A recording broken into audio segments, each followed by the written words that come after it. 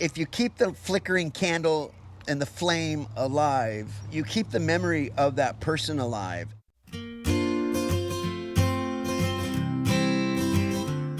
From KJZZ Studios in Phoenix, it's Season 2 of Untold Arizona, the podcast. I'm Tiara Vian. Arizona is a unique place full of stories, folklore, and Wild West chicanery. KJZZ is celebrating Arizona with stories outside the usual news, and in this episode, outside the country.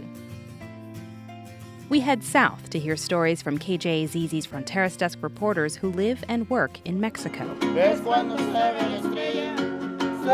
First up, we go to the border city of Nogales, Sonora, where in the 1950s and 60s, Arizona tourists and Hollywood stars flocked to see some of the world's most famous bullfighters perform. Kendall Blust takes us back to the old bull ring. There's a saying in Mexico, they say, cuando te pica el gusano del toreo, nunca sale. When you've been bitten by that little worm of bullfighting, you never forget it. Diego Obolger was a professional bullfighter. He grew up in Tucson and fell in love with the art watching corridas de toros at the Nogales Sonora Bull Ring as a kid. I remember so much going to the bullfights. I loved it. And I just loved being around it and that whole ambiance and that whole thing. After high school, he moved to Mexico City, legally changed his name from James to Diego, and spent more than 30 years in Mexico and Spain training and performing. He says it all started at that old Nogales bull ring with its huge white columns overflowing with crowds from both sides of the border. Lorenzo de la Fuente walks inside the Plaza de Toros with his son. De la Fuente managed the old bull ring for 22 years after his dad Mario bought the plaza in 1964. It was the height of Nogales' golden era, he says, and bullfights were at the heart of the city's cultural life. Beautiful memories I have here. This used to be something beautiful, beautiful. Now his voice echoes across the vast, empty stadium. Bullfighting died out here decades ago. Weeds are sprouting up between the cracks in the old concrete stands, and the paint's chipped and peeling off of huge, faded murals of famous bullfighters who once performed here. On a Sunday afternoon, around noon, it was jam-packed, everybody having fun, music, everybody having a nice cold beer, eating their tacos, and waiting for the bullfight to start. Arizona tourists and big-name Hollywood stars like John Wayne, Gary Cooper, and Ava Gardner would come to watch matadores battle the bulls. And 3,000-4,000 people yelling at the same time, "Ole!" You could hear them 3 blocks away. Incredible. De la Fuente's son, also Lorenzo, was just a kid back then, but he still remembers the thrill of watching bullfighting greats with names like Luis Procuna, Carlos Arruza, and El Cordobés. The sound that the bull would make when he came out running and he started running around the bull ring, I mean, even in the stands, you would get a little bit nervous, but I mean, it's spectacular. Nogales was thriving with restaurants and curio shops bolstered by bullfighting tourism back then, says Sandra Corey. Her grandfather built the plaza in 1952. That's why they call them the golden years, and it was a very different city. The bull ring hosted concerts and wrestling matches. Her grandfather even brought the beloved Mexican comedian Cantinflas to perform. Cantinflas, sometimes called the Charlie Chaplin of Mexico, was known for his wordplay and physical comedy. And that was the kind of thing that existed for years and years and years. But bullfighter Obolger says the vibrant binational scene of those days is gone now in Nogales, Sonora. I would love to see it come back, but who knows if it could. Bullfighting started losing steam in Nogales in the 1970s, De La Fuente says. Most of the audience came from north of the border, and it started getting harder to cross back and forth. And the people started coming less and less to the bullfights. Later, bullfighting also faced criticism for animal cruelty. In 2013, Sonora became the first Mexican state to ban bullfighting altogether. But the Plaza de Toros remains a monument to the city's history, says Alfredo Lara.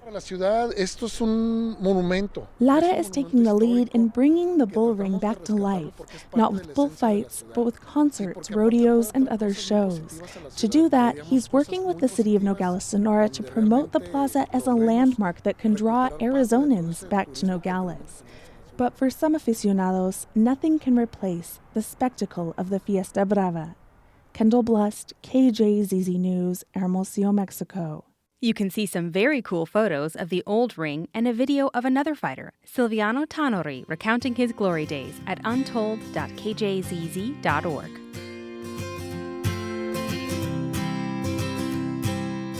As one way of life at the border fades into history, another not far away is thriving. Hidden away in a dusty neighborhood just south of the Arizona border, a group of women are creating a sustainable community for themselves. Kendall visited the women's co-op to learn how they're doing. It's a cloudy day in early February. The trees are bare and a chilly breeze rustles through yellowing grasses. But inside the garden of Dougla Prieta, it's still green. Yo agarro mi canastita me voy al huerto y digo, ay, ¿qué como? Rosalinda Sagaste grabs her basket and walks in to pick out what she'll eat today. Dougla Prieta Works is a women's cooperative Sagaste helped start nearly 15 years ago. The name Dougla Prieta comes from Douglas, the Arizona town, and Agua Prieta, its neighbor across the border in Sonora. With her long, dark hair still wet from a shower, Sagaste gathers dark, purple-tinged chard, fragrant cilantro, and delicate green lettuce. Then she picks the last few tomatoes off a drying stem in Dougla Prieta's weathered greenhouse. ¿Qué más puedo pedir? Soon, a few other women have gathered at the center. It's a long building painted with murals of bright flowers and tall corn stalks, and two flags, one American, one Mexican, connected by two clasped hands. Dougla Prieta has always been a binational effort. Estamos trabajando en común acuerdo. Binational because its board members come from both sides of the border. Right now, there are about 10 women who show up each day to tend the organic garden, attend quilting, crochet, or English classes, and pick up fabric for sewing projects. La misión de Dougla Prieta es enseñar. Sagaste says Dougla Prieta is a school, but it also helps women provide for their families. Her sister, Matilde Sagaste. A veces que no tenemos para comprar un kilo de tortilla. Matilde has been with the co-op for almost 4 years. She says her husband's wages at a local factory aren't always enough to make ends meet. Ya de ahí sale para comprar. So when she can bring home some fresh food or sell something she's sewn for a few pesos to buy tortillas, it makes a big difference, she says. The little extra they make at Dougla Prieta is enough that their husbands and sons don't have to go to the United States to make a living. Most of the women at Dougla Prieta, like their neighbors, moved to the border town for work from other parts of Sonora or Mexico. But they don't necessarily want to cross the border, says Joca Gallegos. A lot of them, they want to keep their roots in Mexico, their families. Gallegos teaches crocheting classes and brings cross-border tours like this one to the co-op. Many families are drawn to the border to work in factories or maquiladoras, says Michelle Tellez, a Mexican-American studies professor at the University of Arizona. But the cost of living is high, and there's little infrastructure in place to help families survive once they get there. For some people, that means crossing the border for work, she says. Others, especially women, become innovators at home. You know, women leading social movements, women at the forefront of new endeavors, women who are concerned for, you know, the future of their children oftentimes. These days, Maribel Ruiz is in charge of accounting for Dougla Prieta, and she manages their sewing operation, which sells bags, bandanas, and other products to a union-owned print shop in Tucson called The Glue Factory. Y ahora digo, ¿dónde me iba a imaginar yo la verdad que pudiera hacer todo lo que hago?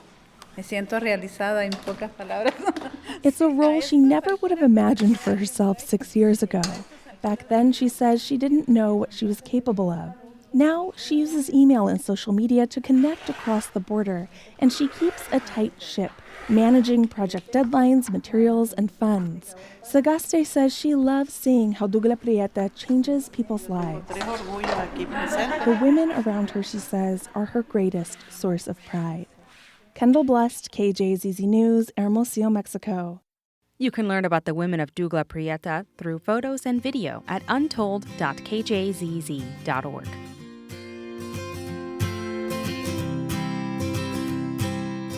Now let's head to Nogales, Arizona, for a story about a tragedy that inspired art and protest on both sides of the border. In 2012, a teenager was fatally shot by a U.S. Border Patrol agent who fired his service weapon through the border fence. Jose Antonio Elena Rodriguez, 16, was standing in Nogales, Sonora, and was shot 10 times by the agent from Nogales, Arizona. Jorge Valencia reports on how artists have commemorated the shooting in Mexico and in Arizona. This story begins more than 1,000 miles south of the border in one of Mexico's most colorful cities, Oaxaca.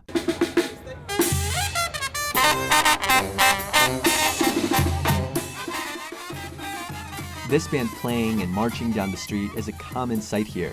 Dancers wear long dresses in bold pastels, the ground is clay, the hills around the city are intense green, and the artist we're looking for is around the corner. My name is Jessica, I am from Oaxaca, I am like a street artist. Jessica is his pseudonym. He doesn't give it his civilian name. He's got a big mustache and looks at his most recent paintings along the walls of his studio. They incorporate famous brand logos like Marlboro or Coco Chanel. He says he wants to appropriate them and give them a Mexican look. Because, you know, the brands always, they are using your culture and they are using for make commercial things, so to sell something, you know. Jessica has also done murals in cities around the world. A few years ago, he was invited to Arizona by a painter from Phoenix. We'll talk to her in a little bit.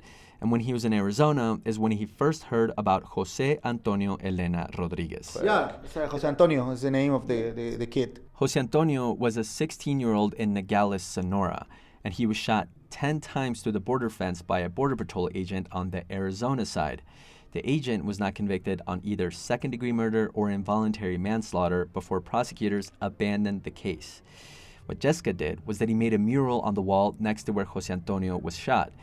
Jessica painted a boy jumping rope, and the boy was wearing something on his chest. But also with like, ¿cómo se dice este? Chaleco antibalas? With a bulletproof vest? Yeah. So really? Yeah. This was my idea because, you know, they have to now playing with this thing just to protect it because they don't know when like Border Patrol wants to shot to them, you know? Jessica says he had one message. You are killing kids. It's not your enemy. It's not some narco or like, you know, it's just kids playing in front of you and you are killing them. It just goes hand in hand with the way children are being criminalized still today. This is Katie Beltran, also known as La Muñeca. She's the painter from Phoenix who hosted Jessica in Arizona. She says after Jessica made the mural, they met Jose Antonio's mother, who told them the mural looked exactly like Jose Antonio. It was weird because Jessica didn't know what the boy looked like. So yeah, it did resemble him a lot. It was pretty eerie. But Jessica and Beltran aren't the only artists who've commemorated Jose Antonio. My name's Richard Montoya. I am a filmmaker and a playwright. Montoya wrote a play about Jose Antonio and named it after the city where he was killed, Nogales. It ran in Arizona and California. And Montoya says that a work of art can help people remember what happened to Jose Antonio or any other tragic case like few other things can. It's almost like that movie Coco, you know.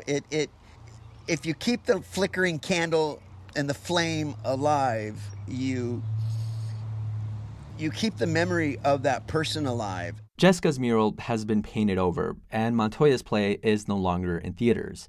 But Montoya says the memory of Jose Antonio and other young Black and Latino males killed by law enforcement lives on. Back in Oaxaca, Jessica says he plans on making another work of art involving the border. This one across from San Diego. Well, I want to build the wall. Part of the wall, not all the wall. I mean, maybe Trump wants to help me, I don't know. Jessica says that even if President Donald Trump completes his project to extend the border fence, there will be more human connections across than there will ever be miles of barrier in between. Jorge Valencia, KJZZ News, reporting from Oaxaca, Mexico. And that's it for this episode of Untold Arizona. Here's what's coming up next this season. You start to think that you don't have any place in these happy, magical worlds. You look over here and airplanes are going over making a lot of noise. They were looking for something with wide open spaces. This episode was produced by me, Tiara Vian. The stories were edited by Al Macias, Michelle Marisco, Chad Snow, and Carrie Fair Snyder. Our digital editor is Sky Shout. There are pictures, videos, maps, and more at untold.kjzz.org. Do you have an Untold Arizona story of your own? Drop us a line on Facebook, Twitter, or Instagram using the hashtag UntoldArizona. And check out our Facebook group where you can connect to more people who love a good Arizona tale as much as you do. If you haven't heard Season 1 or our other podcasts, check out podcast.kjzz.org. Find us on iTunes or search for KJZZ wherever you get your podcasts. If you liked this episode, help KJZZ tell even more great stories. Head over to donate.kjzz.org to make your gift of support. This is a KJZZ production. I'm Tiara Vian, and thanks for listening.